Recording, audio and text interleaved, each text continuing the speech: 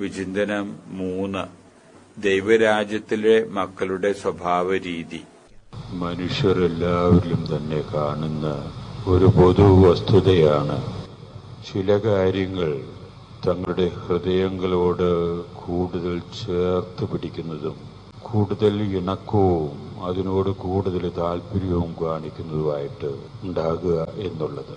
സാധാരണ മനുഷ്യരുടെ ഈ തരം ഹൃദയത്തിനോട് ചേർന്ന് നിൽക്കുന്ന വസ്തുതകളോ ആശയങ്ങളോ വ്യക്തികളോ സമൂഹം പൊതുവെ ശ്രദ്ധിക്കാറില്ല.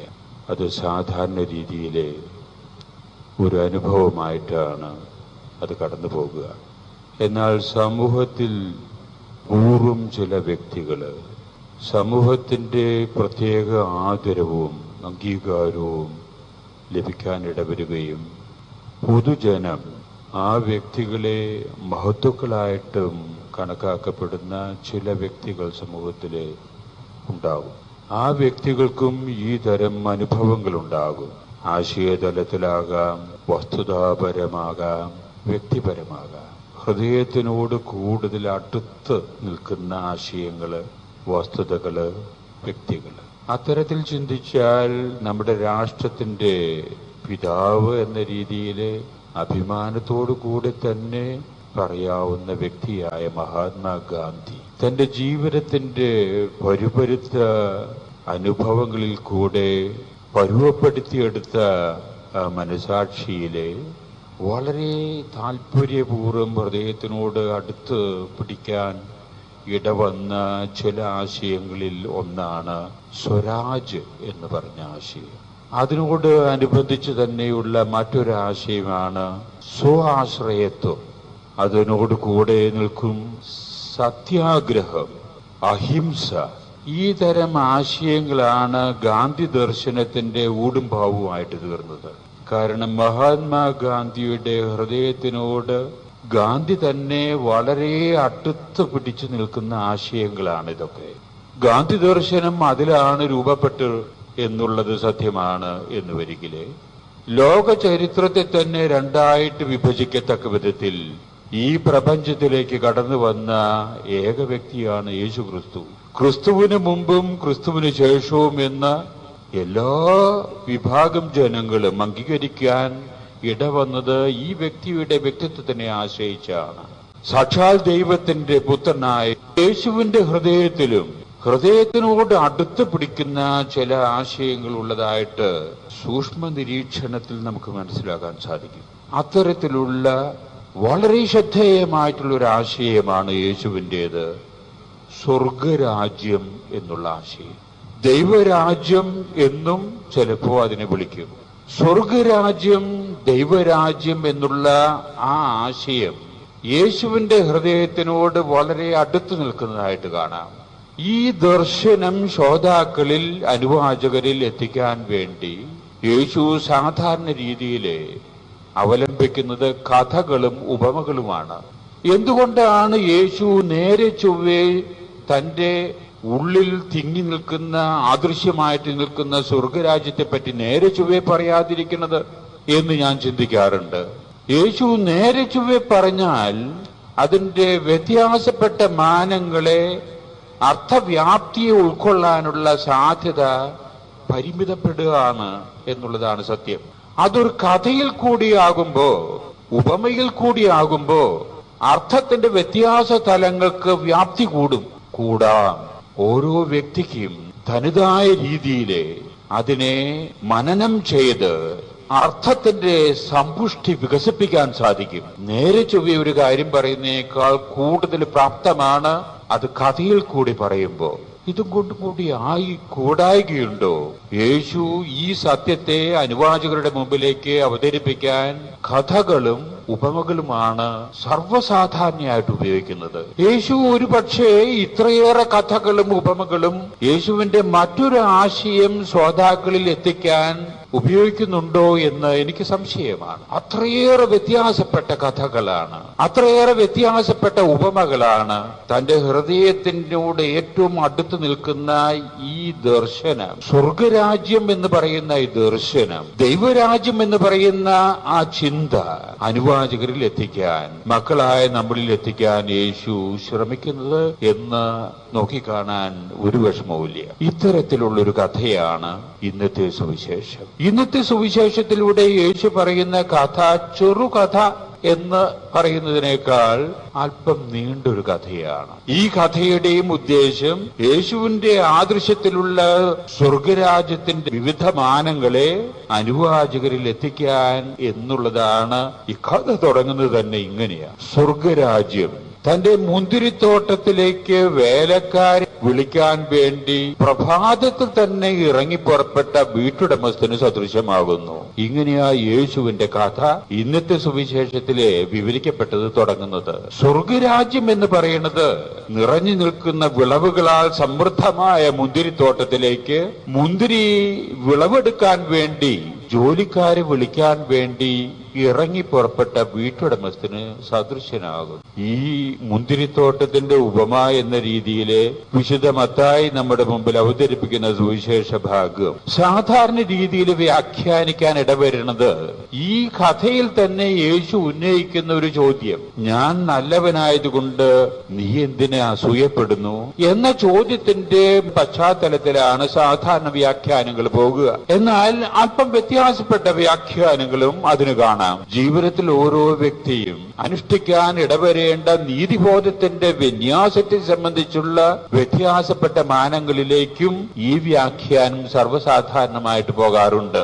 ഞാൻ തന്നെ നിങ്ങളോട് ഈ രണ്ട് വ്യാഖ്യാനങ്ങളെ സംബന്ധിച്ച് നിങ്ങളുടെ മുമ്പിൽ ഇതിനു മുമ്പ് ഞാൻ അവതരിപ്പിച്ചിട്ടുണ്ട്. യേശുവിന്റെ കഥയിലെ ഇതും ഇതിനപ്പുറവും അർത്ഥം ഉൾക്കൊള്ളുന്ന ഒരുപാട് സാധ്യതകളുണ്ട്. അതിൽ ഞാൻ ഇന്ന് കണ്ടെത്തുന്ന ഒരു സാധ്യത നിങ്ങളുമായിട്ട് ഞാൻ പങ്കുവെക്കാൻ ആഗ്രഹിക്കുക. സ്വർഗരാജ്യം എന്ന് പറയുന്നത് എന്താകുന്നു എന്ന് നമുക്ക് മനസ്സിലാക്കി തരാൻ വേണ്ടി യേശു പറഞ്ഞ കഥയുടെ പൊരുളിന്റെ ഒരു വ്യാപ്തി നിങ്ങളുമായിട്ട് ഞാൻ പങ്കുവെക്കട്ടെ. തുടക്കം തന്നെ ഞാൻ പറഞ്ഞു, വിളവുകൾ സമൃദ്ധിയായിട്ടുള്ള മുന്തിരിത്തോട്ടത്തിൽ വിളവ് ശേഖരിക്കാൻ വേണ്ടി ജോലിക്കാരെ അന്വേഷിച്ചിറങ്ങ വീട്ടുടമസ്ഥന് സദൃശ്യമാകുന്നു സ്വർഗരാജ്യം. അപ്പൊ വിളവ് സമൃദ്ധമാണ് അവിടെ, അത് മുന്തിരിയുടെ വിളവാണ്. അപ്പൊ മുന്തിരി, നല്ല ഇനം മുന്തിരി സമൃദ്ധമായിട്ട് വിളഞ്ഞു നിൽക്കുന്നു. അങ്ങനെ ഒരു തോട്ടമാണ് സ്വർഗരാജ്യം എന്ന് വെച്ചാൽ, സ്വർഗരാജ്യത്തിൽ ജീവിക്കാൻ ആ മാർഗത്തിൽ കൂടെ ചരിക്കാൻ ആഗ്രഹിക്കുന്ന വ്യക്തികളിലെ ആദ്യം ഉണ്ടാകേണ്ടത്, അധികമായിട്ടും ഉണ്ടാകേണ്ടത് ഒരു സമൃദ്ധിയുടെ, നിറവിന്റെ, സംതൃപ്തിയുടെ അനുഭവം ഉണ്ടാകണം. അതൃപ്തിയുടെ അനുഭവം സ്വർഗരാജ്യത്തിൽ ചരിക്കുന്ന ഒരു പൗരന്റെ ലക്ഷണമല്ല. ഒരു സംതൃപ്തിയുടെ, ഒരു നിറവിന്റെ, ഒരു സമൃദ്ധിയുടെ, ഒരു ഐശ്വര്യത്തിന്റെ ചിന്ത ആ വ്യക്തികളിൽ ആദ്യമായിട്ടുണ്ടാകണം. അത് കാണിക്കാൻ വേണ്ടി കൂടെ അല്ലേ ഇങ്ങനെ നിറഞ്ഞു നിൽക്കുന്ന വിളവാകുന്ന മുന്തിരിത്തോട്ടം യേശു നമ്മുടെ മുമ്പിലേക്ക് അവതരിപ്പിക്കുക. എന്നാൽ സംതൃപ്തിയാണ്, സന്തോഷമാണ്, ഐശ്വര്യമാണ്, എല്ലാം ശുഭകരമാണ് എന്ന് വിചാരിച്ച് ആ വീട്ടുടമസ്ഥൻ അവിടെ ആ സുഖ സുഷുപ്തിയിലെ അലസനായിട്ടിരിക്കണില്ല. സ്വർഗരാജ്യത്തിൽ ജീവിക്കാൻ വിളിക്കപ്പെട്ടുള്ള നമ്മള് ആദ്യമായിട്ടും അധികമായിട്ടും നമ്മുടെ മനസ്സിലുണ്ടാകേണ്ടത് ഒരു സംതൃപ്തിയുടേതായിട്ടുള്ളൊരു ചിന്ത, ഒരു തൃപ്തിയുടേതായിട്ടുള്ളൊരു ചിന്ത. തൃപ്തികേടിന്റെ ചിന്തയുണ്ടെങ്കിൽ അവൻ ദൈവരാജ്യത്തിലെ ചലിക്കുന്ന ഒരു വ്യക്തി അല്ല എന്നർത്ഥം. എന്നാൽ ആ തൃപ്തി തന്നെ അതിന്റെ അലസതാ മനോഭാവത്തിൽ ഇരിക്കാനുള്ള ഒരു ദൈവവിളി അല്ലാതെ.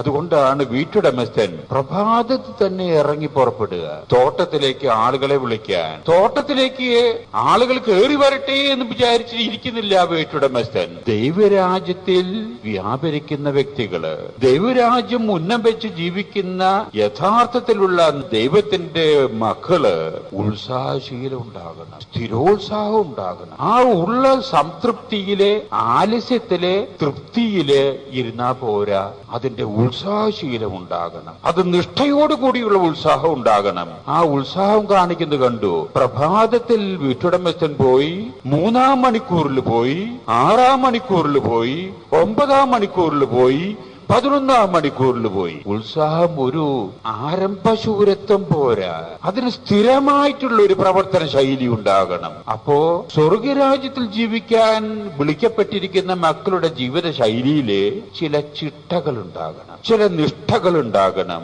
ചില ക്രമങ്ങൾ ഉണ്ടാകണം, ചില ക്രമീകരണങ്ങൾ ഉണ്ടാകണം. വീട്ടുടമസ്ഥൻ തോന്നുമ്പോ പോകുന്ന ആ വീട്ടുടമസ്ഥനെ അല്ല യേശുക്രിസ്തു നമ്മുടെ മുമ്പിൽ അവതരിപ്പിക്കുന്നത്. പ്രഭാതത്തിൽ ഇറങ്ങി പുറപ്പെടുന്നു, 3-ാം മണിക്കൂറിൽ ഇറങ്ങിപ്പെടുന്നു, 6-ാം മണിക്കൂറിൽ പോകുന്നു, 9-ാം മണിക്കൂറിൽ പോകുന്നു, 11-ാം മണിക്കൂറിൽ പോകുന്നു എന്ന് വെച്ചാൽ സമയത്തിന്റെ ഏതാണ്ട് അവസാനം വരെ ചിട്ടയോടുകൂടെ, നിഷ്ഠയോടുകൂടെ, കർമ്മത്തോടുകൂടെ, ക്രമീകരണത്തോടുകൂടി പ്രവർത്തിക്കുന്ന ഒരു വീട്ടുടമസ്ഥനാണ് സ്വർഗരാജ്യത്തിലെ പൗരൻ എന്ന രീതിയിൽ യേശു നമ്മളെ പഠിപ്പിക്കുക. തോന്നുമ്പോ തോന്നിയ വിധത്തിൽ ചെയ്യുന്ന ഒരു വ്യക്തിയല്ല സ്വർഗരാജ്യത്തിലെ പൗരൻ. വേണ്ടത് വേണ്ടപ്പോ വേണ്ട വിധത്തിൽ ക്രമാനുഗതമായിട്ട് ചെയ്യുന്ന, സ്ഥിരമായിട്ട് പ്രവർത്തിക്കുന്ന ഒരു വ്യക്തിയായി തീരണം സ്വർഗരാജ്യത്തിലേക്ക് വിളിക്കപ്പെട്ടിരിക്കുന്ന മക്കളുടെ ധർമ്മം. അതാണ് ആ മക്കളുടെ ജീവിത ശൈലിയായിട്ട് തീരേണ്ടത് എന്ന് യേശു നമ്മളെ ഓർമ്മിപ്പിക്കുന്നു. അത് മാത്രമല്ല, യേശു ഈ കഥയിൽ കൂടെ ഒരു വലിയ സത്യം കൂടെ നമ്മളെ പഠിപ്പിക്കുക.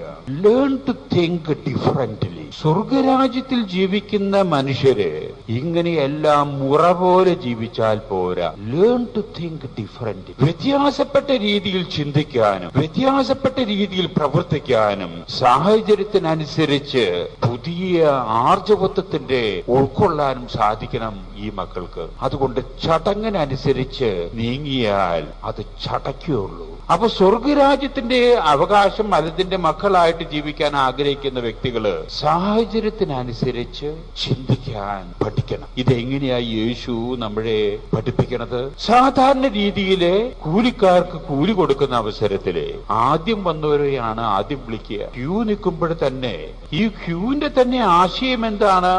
ആദ്യം വന്നവർക്ക് ആദ്യം ലഭിക്കാൻ വേണ്ടിയിട്ട് അവസരം ലഭിക്കാനാണ് ക്യൂ തന്നെ ഉണ്ടാകുന്നത്. ഇതാണ് സാധാരണ രീതിയിലുള്ള നീതി. എന്നാൽ ഇതിലെ യേശു പറഞ്ഞ കഥയിലെ ആ നീതിയെ ഉൾട്ടയാക്കുന്നു. അവസാനം വന്നവർക്കാണ് ആദ്യം കൊടുക്കുന്നത്, ആദ്യം വന്നവർക്ക് അവസാനം കൊടുക്കുന്നത്. Think differently. അത് എന്തുകൊണ്ട്? അവസരത്തിനനുസരിച്ച് ജീവിതത്തിൽ മാറ്റങ്ങൾ വരുത്താൻ സാധിക്കുന്ന ഒരു സർഗാത്മകത സ്വർഗരാജ്യത്തില് ജീവിക്കാൻ ആഗ്രഹിക്കുന്ന വ്യക്തികൾക്ക് ഉണ്ടാകണം എന്നർത്ഥം. നിയമത്തിന്റെ തടവറയിൽ കിടന്നിട്ട് കുടുങ്ങേണ്ട ഒരു മനുഷ്യനല്ല ദൈവരാജ്യത്തിന്റെ മക്കള്. നിയമത്തിനും ചിലപ്പോ പുറത്തു കടക്കാൻ സാധിക്കണം. ആവശ്യമുണ്ടെങ്കിൽ, ഉചിതമാണ് എന്ന് വരികിൽ അതിന്റെ വ്യത്യാസപ്പെട്ട രീതിയിലും ചിന്തിക്കാൻ മനുഷ്യൻ തയ്യാറാകേണ്ടതുണ്ട്. അതാണ് ദൈവരാജ്യത്തിന്റെ ചില പ്രത്യേകതകള്. ഇതിനു വേണ്ടിയായിരിക്കണം യേശുക്രിസ്തു നമ്മോട് പറയുന്നത്, ഞാൻ എന്റെ അരൂപിയെ നിങ്ങളിലേക്ക് അയക്കും, ആ അരൂപി നിങ്ങളെ പഠിപ്പിക്കും എന്താണ് ഉചിതം എന്നുള്ളത്. ഓരോ അവസരത്തിലും ആ അരൂപി നിങ്ങളെ പഠിപ്പിക്കും. അതുകൊണ്ട് ആ അരൂപിയുടെ നിയന്ത്രണത്തിനനുസരിച്ച് നിങ്ങൾ നീങ്ങുവിൻ. സ്വർഗരാജ്യത്തിൽ ജീവിക്കുന്ന മക്കളുടെ ലക്ഷണം കണ്ടു. ആ അരൂപിയാണ് നമ്മെ സംബന്ധിച്ചിടത്തോളം നമ്മുടെ മനസാക്ഷി, രൂപീകരിക്കപ്പെട്ട മനസാക്ഷി. രൂപീകരണം പ്രാപിച്ചുള്ള മനസാക്ഷിയുടെ യഥാർത്ഥത്തിലുള്ള ചിന്തയ്ക്കനുസരിച്ച് ഓരോ അവസരത്തിനും അനുസരിച്ച് നമ്മൾ ചെവി കൊടുക്കാൻ തയ്യാറാകുമ്പോ അങ്ങനെ ക്രമാനുഗതമായിട്ട് അങ്ങനെ പോകുന്നു കാണാം. അതുകൊണ്ടാണ് മറ്റൊരു അവസരത്തിൽ ഞാൻ പറഞ്ഞത്, ജീവിതം എന്ന് പറയുന്നത് ശക്തിയായ മൂടൽമഞ്ഞിൽ കൂടെ മന്ദം മന്ദം നടക്കുന്നതാണ് ജീവിതം. മൂടൽമഞ്ഞ് അകലിൽ നിന്ന് നോക്കുമ്പോ വഴി ദുർഘടമായിട്ട് തോന്നും, വഴി നമുക്ക് കാണാൻ സാധിക്കില്ല, മഞ്ഞുകൊണ്ട് മൂടിയിരിക്കുന്നു. അതാണ് മൂടൽമഞ്ഞിന്റെ പ്രത്യേകത. പക്ഷെ നമ്മുടെ നടക്കും തോറും വഴി തെളിഞ്ഞു തെളിഞ്ഞു വരും. മന്ദം മന്ദം നടക്കുകയാണ് മൂടൽമഞ്ഞിൽ കൂടെ ജീവിതം. ഇങ്ങനെ മന്ദം മന്ദം നടക്കുക എന്ന് പറഞ്ഞാൽ അവസരത്തിനനുസരിച്ച് ആലോചനാമൃതമായിട്ടുള്ള തീരുമാനങ്ങൾ എടുത്ത് അങ്ങനെ നീങ്ങുക. അതിൽ ചിലപ്പോ സമൂഹത്തിന്റെ വ്യത്യാസപ്പെട്ട ചിന്തയ്ക്ക് അല്ലെങ്കിൽ സമൂഹത്തിന്റെ പൊതു നന്മയ്ക്ക് വ്യത്യാസപ്പെട്ട ചിന്തകളും ചിലപ്പോ ആ ജീവിതത്തിൽ ഉണ്ടാകാം. പേടിക്കരുത് എന്നാ യേശു പറയണത്. സമൂഹത്തിൻ്റെതായിട്ടുള്ള ചിന്തയ്ക്ക് മാത്രം തടവറയിൽ പെടേണ്ടവരല്ല നിങ്ങള്. ചിലപ്പോ സമൂഹത്തിന്റെ ചിന്ത നിങ്ങളിലേക്ക് പോലും കൊണ്ടുവരാൻ ബാധ്യസ്ഥരാണ് നിങ്ങള്. അതുകൊണ്ട് വ്യത്യാസപ്പെട്ട രീതിയില് ഉചിതമായ സമയത്ത് ഉചിതമായ രീതിയിൽ ചിന്തിക്കാൻ നിങ്ങൾക്ക് പ്രാപ്തി ഉണ്ടാകണം.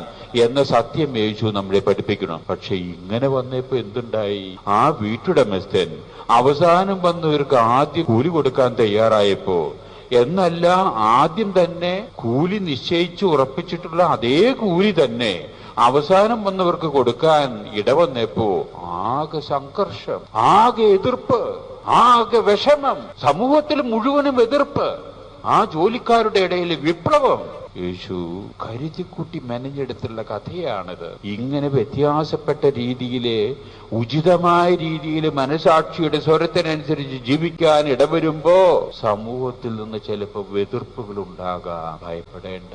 വേണ്ടതാണ് നിങ്ങൾ ചെയ്യുന്നതെന്നുള്ള ഉത്തമ ബോധ്യമുണ്ടെങ്കിൽ യു ഗോ ഫോർവേഡ്. ഭയപ്പെടേണ്ട. അതിനെ തരണം ചെയ്യാനുള്ള ആർജവത്വവും കേൾപ്പും നിങ്ങൾ നേടിയെടുക്കണം. അതാണ് ഈ വീട്ടുടമസ്ഥൻ അവരോട് സംസാരിക്കുന്നു. ജോലിക്കാരെ വിളിച്ചു കൂട്ടുന്നു. എന്നിട്ട് വീട്ടുടമസ്ഥൻ സംസാരിക്കുന്നു. യേശു പറഞ്ഞ കഥയില്, ഞാൻ എന്ത് അനീതിയാ നിങ്ങളോട് പ്രവർത്തിച്ചത്? നിങ്ങളുമായിട്ട് ഞാൻ ഒത്തുതീർപ്പിലെത്തിയിട്ടുള്ള, കരാറിൽ ഏർപ്പെട്ടിരിക്കുന്ന ആ തുക നിങ്ങൾക്ക് നൽകിയില്ലേ? പിന്നെ എന്റെ നല്ല മനസ്സിന്റെ ഔദാര്യം കൊണ്ട് ആ തുകയോ അതിൽ കൂടുതലോ തുക കൊണ്ട് ഞാൻ മറ്റുള്ളവർക്ക് ഞാൻ സഹായിക്കാൻ തയ്യാറായതില്ലേ? നിങ്ങൾക്ക് എന്തിന് കണ്ണുകടി? നിങ്ങൾക്ക് എന്തിന് അസൂയ? പക്ഷേ സമൂഹം അത് അംഗീകരിക്കണമെന്നില്ല. ഉറച്ചു നിൽക്കുക. വ്യത്യാസപ്പെട്ട ചിന്തയാണെങ്കിലും ഉത്തമ ബോധ്യത്തിനനുസരിച്ചാണ് നിങ്ങൾ പെരുമാറുന്നതെന്ന് വരികിൽ ഉറച്ചു നിൽക്കുക. ഇതാണ് യഥാർത്ഥത്തിലുള്ള സഭയുടെ മക്കളുടെ ലക്ഷണം. അനീതിക്കെതിരായിട്ട് അനീതിപരമായ രീതിയിൽ നമ്മോട് പെരുമാറുമ്പോഴും നമ്മൾ നീതിപൂർവം പെരുമാറുകയാണ് എന്ന് വിചാരിച്ചാൽ ഉറച്ചു നിൽക്കുക. വിജയം നിങ്ങളുടേതാകും. ഈ ഒരു സത്യം തന്നെ ഉത്തരേന്ത്യയിൽ ഇന്ന് പീഡന അനുഭവിക്കുന്ന നമ്മുടെ സഹോദരങ്ങളോട് യേശു പറയുന്നു. നമുക്ക് അതിന് ഉറപ്പ് കൊടുക്കണം. നമുക്ക് ഉണ്ടാകുന്ന സാഹചര്യത്തില് ഉറച്ചു നിൽക്ക്. നിങ്ങളുടെ ജീവിതം ശുഭകരമാണ് എന്ന് വരികിൽ, നിങ്ങളുടെ ജീവിതം സത്യസന്ധമാണ് എന്ന് വരികിൽ, നിങ്ങളുടെ ജീവിതം നീതിപൂർവമാണ് എന്ന് വരികിൽ, നിങ്ങളുടെ ജീവിതം ബോധ്യപൂർവമാണ് എന്ന് വരികിൽ ഭയപ്പെടേണ്ട. ഞാൻ നിങ്ങളുടെ കൂടെയുണ്ട്. വിജയം നിങ്ങളുടേതാണ്. നിങ്ങള് ഭൂരിപക്ഷത്തിന്റെ പുറകിൽ പോയി ആകെ നെട്ടോട്ടം ഓടണ്ട. ഞാനുണ്ട് കൂടെ. യേശു നമ്മെ പറഞ്ഞ് പഠിപ്പിക്കുന്ന രീതി കണ്ടു. ഇതാണ് സ്വർഗരാജ്യം. അന്താളിക്കണ്ട, പരിഭ്രമിക്കണ്ട. എതിർപ്പുകൾ ഉണ്ടാകും. സഭയുടെ ആരംഭം മുതലേ എതിർപ്പുകളുണ്ട്. ഇന്നും എതിർപ്പുകളുണ്ട്. നാളെയും എതിർപ്പുകളുണ്ടാകും. എതിർപ്പിന്റെ അതിജീവിക്കാൻ വേണ്ടിയിട്ടുള്ള എതിർപ്പുകളില്ലാത്തൊരു വഴി കണ്ടുപിടിക്കുക എന്നുള്ളതല്ല അതിന്റെ ഉത്തരം. എതിർപ്പിന് ഇട നൽകുന്ന കാര്യങ്ങളിൽ എന്തെങ്കിലും വ്യതിയാനങ്ങൾ വരുത്താനുണ്ടോ എന്റെയും നിങ്ങളുടെയും ജീവിതത്തിൽ എന്നുള്ളതാണ് കരണീയമായിട്ടുള്ള ചിന്ത. ഉണ്ടെങ്കിൽ അത് തിരുത്തണം, ഇല്ലെങ്കിൽ ഉറച്ചു നിൽക്കണം. യേശു നമ്മളെ പഠിപ്പിക്കുന്ന രീതി കണ്ടു. സ്വർഗരാജ്യം എന്ന് പറയുന്നത് വെറുതെ വഴങ്ങാത്തൊരു വാക്കല്ല യേശുവിന്. ദൈവരാജ്യം എന്ന് പറയുന്നത് ദഹിക്കാത്തൊരു ആശയമല്ല യേശുവിന്. ഈ സ്വർഗരാജ്യവും അല്ലെങ്കിൽ ദൈവരാജ്യവും സ്വപ്നം കാണുന്ന മക്കൾക്ക് ഉണ്ടാകേണ്ട ജീവിത ശൈലിയാണ് ഈ പറയുന്നത്. ആദ്യമായിട്ടും അധികമായിട്ടും ആ മക്കളിൽ ഒരു സംതൃപ്തിയുടെ അനുഭവം ഉണ്ടാകണം. രണ്ടാമതായിട്ട് ഈ സംതൃപ്തിയുടെ അനുഭവത്തില് ഇങ്ങനെ ഒരു ആലസ്യത്തിൽ ജീവിക്കാൻ ഇടവരരുതവര്. അവര് സ്ഥിരോത്സാഹം അവരുടെ ജീവിതത്തിൽ പ്രകടിപ്പിക്കാൻ ഇടവരണം. മൂന്നാമത്തതായിട്ട് ഈ സ്ഥിരോത്സാഹത്തിന്റെ രീതിയിൽ പ്രവർത്തിച്ചു വരുമ്പോ ആവശ്യത്തിനനുസരിച്ച് വ്യത്യാസപ്പെട്ട രീതിയിൽ ചിന്തിക്കാനുള്ള പ്രാപ്തി നിങ്ങൾ നേടിയെടുക്കണം. നാലാമതായിട്ട് ഈ വ്യത്യാസപ്പെട്ട രീതിയിൽ നിങ്ങളുടെ ജീവിതം മറ്റുള്ളവരുടെ മുമ്പില് ആയിത്തീരുമ്പോ എതിർപ്പുകളുണ്ടാകും സമൂഹം. ഈ എതിർപ്പുകളെ അതിജീവിക്കാനുള്ള പ്രാപ്തിയും നിങ്ങൾ നേടിയെടുക്കണം. ഭയപ്പെടേണ്ട. വിജയം സുനിശ്ചിതമാണ്. നിങ്ങളുടെ വഴി ഉറപ്പുള്ളതാണെങ്കിൽ. ഈ വക സത്യങ്ങള് യേശു നമ്മുടെ മുമ്പിൽ അവതരിപ്പിക്കാൻ വേണ്ടി കൂടിയല്ലേ ഇന്നത്തെ അല്പം നീണ്ട കഥ യേശു നമ്മോട് പറയുന്നത്. സ്വർഗരാജ്യത്തിന്റെ വിവിധമായിട്ടുള്ള മാനങ്ങളെ പറ്റി പഠിപ്പിക്കുന്ന അവസരത്തില് എന്ന് എനിക്ക് തോന്നി. അത് ഞാൻ നിങ്ങളുമായിട്ട് പങ്കുവയ്ക്കുകയാണ്. ഈ ജീവിത ആദർശങ്ങള്, ഈ ജീവിത ശൈലികൾ ഉൾക്കൊള്ളാൻ നമുക്ക് നമ്മുടെ ജീവിതത്തിൽ സാധിക്കട്ടെ. ശ്രമിക്കാം.